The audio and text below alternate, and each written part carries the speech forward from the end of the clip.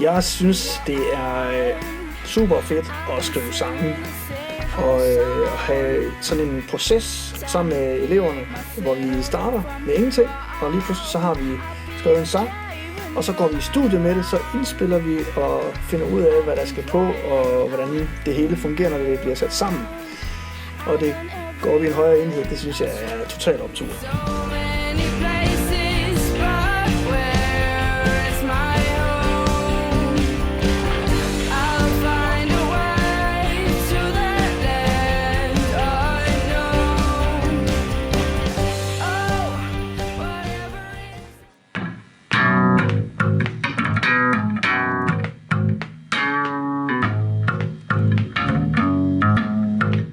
Fedt med turnéen at køre i bus og være på vej et nyt sted hen og have travlt og skal stille op og skal spille en koncert for nogen og skal skynde sig at pakke ned, fordi man skal videre til den næste koncert. Så det giver et helt særligt sammenhold. Også måske ligesom når der går rigtig godt i fodbold, eller det samme man kan få i nogle sportsgrene. Det kan man få der, når man er stadig sammen på den måde. Og man udvikler sig meget. Det er faktisk det kan godt være lidt grænseoverskridende at skal stå på en scene foran så mange mennesker.